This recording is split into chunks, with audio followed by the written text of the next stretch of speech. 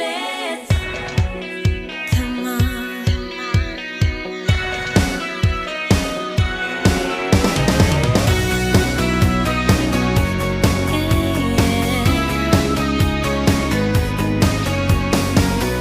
The daylight's fading slowly, but time with you is standing still. I'm waiting for.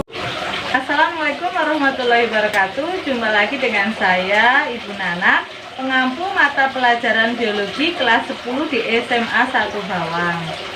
Pada pertemuan di semester 1 ini kita akan mempelajari 6 KD. Yang pertama yaitu mengenai KD ruang lingkup biologi, yang kedua mengenai keanekaragaman hayati, yang ketiga mengenai klasifikasi makhluk hidup, yang keempat mengenai virus, kelima tentang monera atau bakteri, dan yang keenam tentang protista. Untuk pertemuan yang pertama kita akan mempelajari mengenai KD 3.1, yaitu mengenai menjelaskan ruang lingkup biologi dan permasalahan pada berbagai objek biologi dan tingkat organisasi kehidupan melalui penerapan metode ilmiah dan prinsip keselamatan kerja. Pada KD ini kita akan mempelajari mengenai objek kajian biologi, organisasi tingkat kehidupan, cabang-cabang biologi dan pemecahan permasalahannya, manfaat biologi, metode ilmiah dan keselamatan kerja. Untuk selanjutnya kita akan mengikuti materi KD 3.1 dengan berbagai media. Terima kasih. Biologi berasal dari bahasa Yunani, yaitu bios dan logos. Bios itu artinya hidup, logos itu artinya ilmu. Jadi biologi merupakan ilmu yang mempelajari tentang makhluk hidup dan kehidupannya. Nah, biologi termasuk dalam ilmu pengetahuan alam atau biasa dikenal dengan sains. Biologi itu memiliki beberapa ciri. Yang pertama, mempunyai objek kajian berupa benda konkret.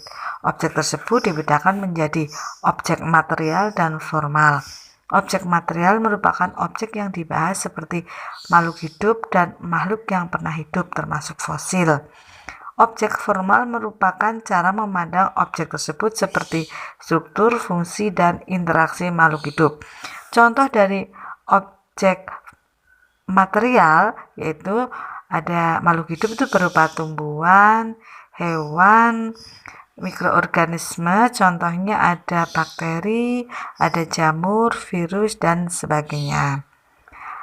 Ciri yang kedua, ilmu dalam biologi dikembangkan berdasarkan pengalaman empiris, artinya pengalaman tersebut nyata yang dapat dilakukan atau dialami oleh semua makhluk hidup.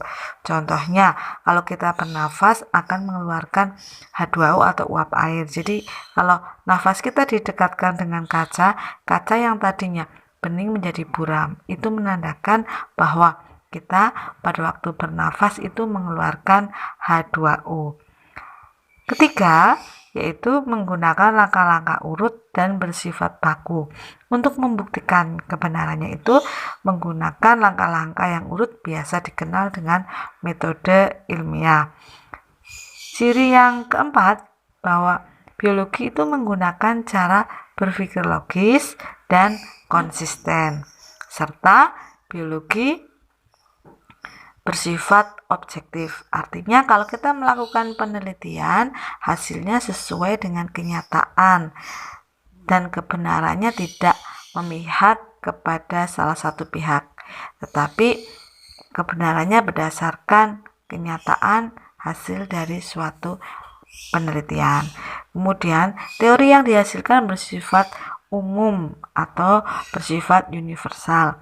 Contohnya, di seluruh dunia itu teori mengenai fotosintesis atau reaksi mengenai fotosintesis itu sama, bahwa fotosintesis itu membutuhkan air, cahaya matahari, klorofil, dan karbon dioksida, kemudian menghasilkan glukosa atau karbohidrat serta oksigen, dan ATP atau energi. Demikianlah penjelasan dari Bu Nana mengenai ciri-ciri biologi sebagai ilmu sains. Untuk selanjutnya, saya persilahkan kalian untuk melakukan diskusi dengan mengajukan pertanyaan seputar ciri-ciri biologi sebagai ilmu sains. Sebelum saya memberikan penguatan, saya beri kesempatan kepada teman kalian untuk menjawab pertanyaan yang diajukan oleh salah satu siswa yang ada di kelas kalian. Terima kasih.